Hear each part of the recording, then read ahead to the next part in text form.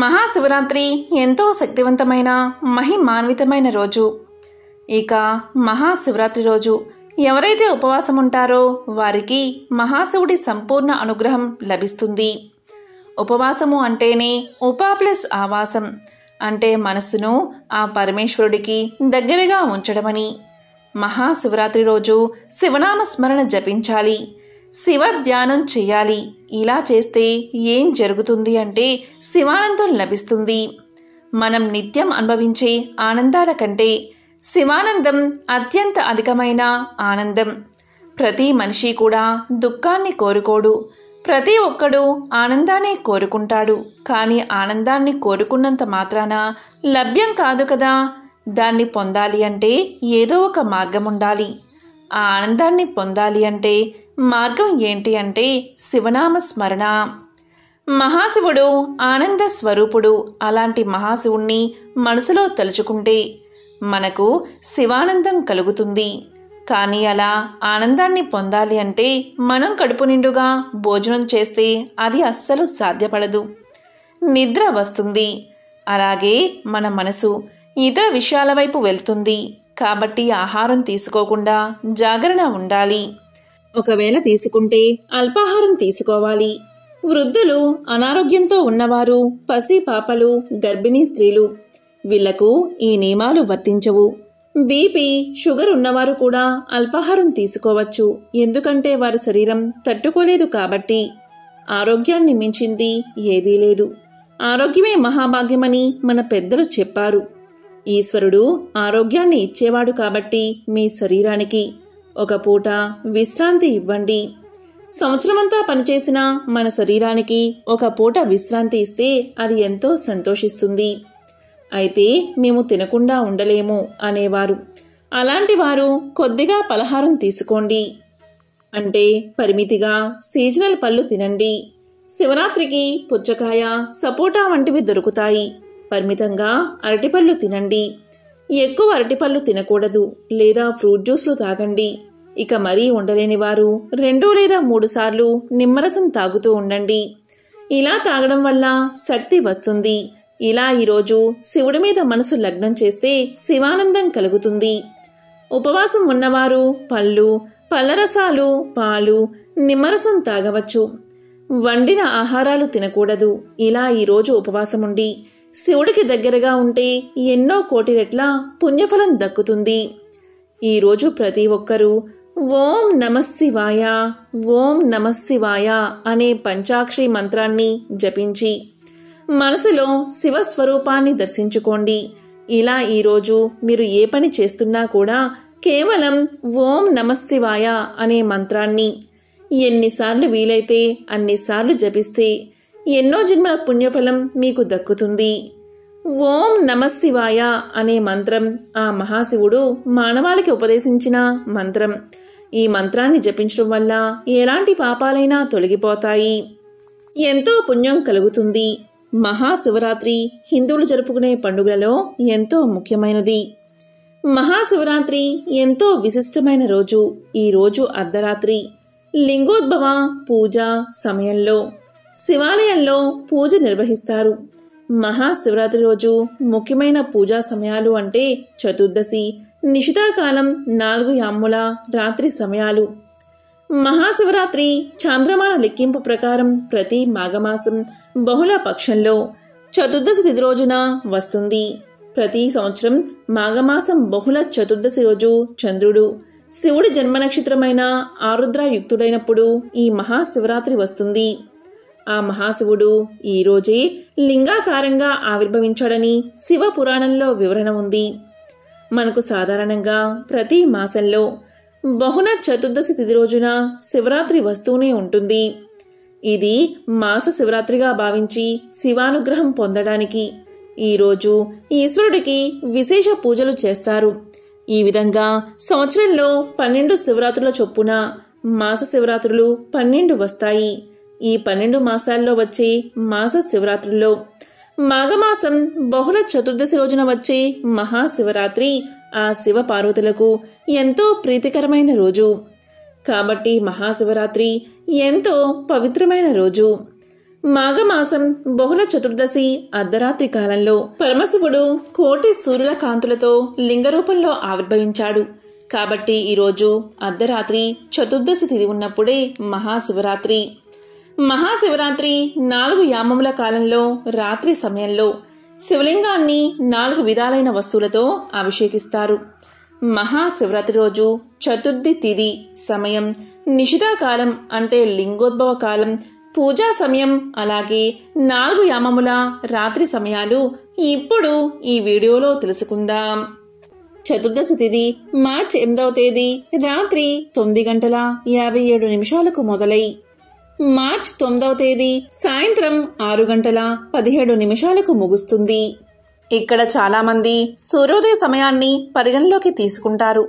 ఆ ప్రకారం మార్చి 9వ తేదీ సూర్యోదయ సమయంలో చతుర్థి తిథి ఉంది. అదేవిధంగా ఎక్కువ సమయం కూడా చతుర్దశి తిథి ఉంది. కాబట్టి ఈ రోజే మహాశివరాత్రిని జరుపుకోవాలి అనుకుంటారు.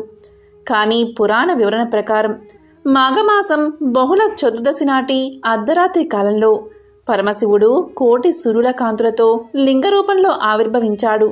కాబట్టి మాఘ బహుళ చతుర్దశి అర్ధరాత్రి సమయంలో ఉన్నప్పుడే మహాశివరాత్రిగా జరుపుకోవాలని పురాణాలు చెబుతున్నాయి.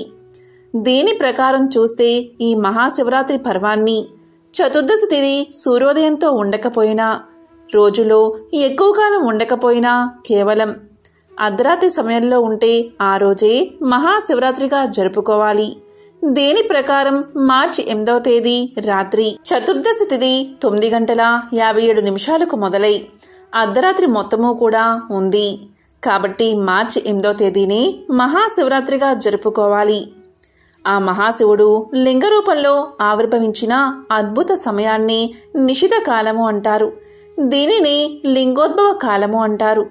మరి మార్చి 8వ తేదీ అర్ధరాత్రి ఈ నిషిధ కాలం ఎప్పుడు అంటే, ఈ నిషిధ కాలం అంటే లింగోద్భవ కాలం మార్చి 8వ తేదీ రాత్రి అర్ధరాత్రి 11:54 మొదలై 12:42 ముగుస్తుంది. మొత్తం కాలం 45 నిమిషాలు. ఈ నిషిధకాలం మహాశివుడికి నిర్దేశించబడింది. ఈ మహాశివరాత్రి రోజు నిషిధకాలం శివపూజ చేయడానికి అనువైనది. ఆ మహాశివుడు లింగ రూపంలో ఈ భూమి మీద కనిపించిన లింగోద్భవ కాలమిది. ఈ సమయంలోని లింగోద్భవ పూజ చేస్తారు. ఇక మహాశివరాత్రి జాగరణలో మొత్తం 4 యామముల కాలం అంటే 4 జాముల కాలం ఉంటుంది. ఇందులో మొదటి యామం వచ్చేసి మార్చి 8వ తేదీ సాయంత్రం 6:16 మొదలై మార్చి 8వ తేదీ 9:17 ముగుస్తుంది. ఈ మొదటి యామములో శివలింగానికి పాలతో అభిషేకం, తామర పువ్వులతో పూజ, పెసరపప్పు, బియ్యం కలిపిన పులగం ఆ మహాశివుడికి నివేదన చేస్తారు. తరువాత ఋగ్వేద మంత్రాలను పఠిస్తారు.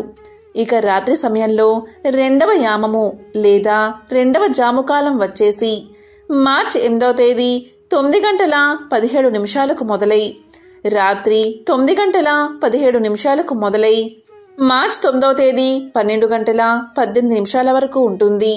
ఈ 2వ యామ సమయంలో శివలింగానికి పెరుగుతో అభిషేకం, పాయసాన్ని నైవేద్యంగా పెట్టి యజుర్వేద మంత్రాలను పఠిస్తారు. ఇక రాత్రి సమయంలో 3వ యామము లేదా 3వ జాము కాలం వచ్చేసి మార్చి 9వ తేదీ 12:18 మొదలై 3:19 ముగుస్తుంది.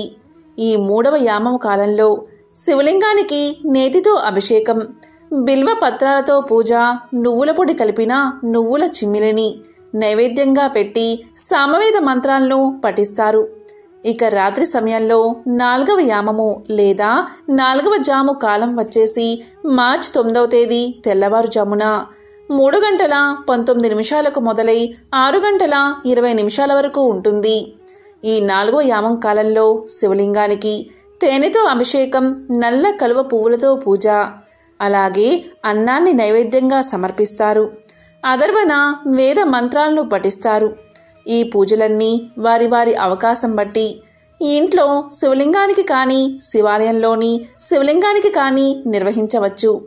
ఈ 4 యామముల కాలంలో నిషిధాకాలంలో అభిషేకం చేసేటప్పుడు చూసినా చాలు, అంతటి మహాపుణ్యం మీకు కలుగుతుంది. అందుకే ఈ సమయాల్లో శివాలయాన్ని దర్శించి ఆ మహాశివుడి అనుగ్రహానికి పాత్రులు అవ్వండి. కాబట్టి మార్చి 8వ తేదీ అర్ధరాత్రి మాత్రమే చతుర్దశి తిథి ఉంది. కాబట్టి మనందరం మహాశివరాత్రిని భక్తి శ్రద్ధలతో మార్చి 8వ తేదీన జరుపుకోవాలి. ఈరోజు ప్రతి ఒక్కరూ ఉపవాసం, జాగరణ ఉండడం, రోజంతా శివనామ స్మరణతో గడపడం, ప్రదోష వేళయందు శివుణ్ణి అభిషేకంతో పాటు విశేషించి శివుడికి బిల్వార్చన, రుద్రాభిషేకం వంటివి చేయడం శ్రేయస్కరం. ఉపవాసము అంటేనే ఉపా ప్లస్ ఆవాసం, అంటే శివనామ స్మరణతో శివుడికి దగ్గరగా ఉండడం. ఈ పర్వదినాన ఎలాంటి ఆహారం తీసుకోకుండా శివుణ్ణి పూజించాలి, అభిషేకం వంటివి చెయ్యాలి. ప్రస్తుత రోజుల్లో ఆరోగ్య పరిస్థితుల రీత్యా పూర్తి ఆహార నియమాలు పాటించలేని వాళ్ళు ద్రవ పదార్థాలతో శంకరుని అభిషేకించిన ప్రసాదాలతో ఉపవాస నియమాలను భక్తి శ్రద్ధలతో పాటిస్తే పుణ్యఫలం దక్కుతుంది. శివరాత్రి రోజున జాగరణ ఉండడం వల్ల, రాత్రిపూట చేసే శివార్చన, శివాభిషేకం వల్ల శరీరంలో తేజస్సు వస్తుంది. అలాగే భగవంతుడి మీద సాధకులకు, మోక్ష మార్గంలో ప్రయత్నించే వారికి ఇది విశేష సమయం. అలాగే గృహస్థులకు ఆయురారోగ్య పరంగా, పుణ్యార్చన పరంగా శుభ ఫలితాలు లభిస్తాయని ధర్మశాస్త్రాలు చెబుతున్నాయి.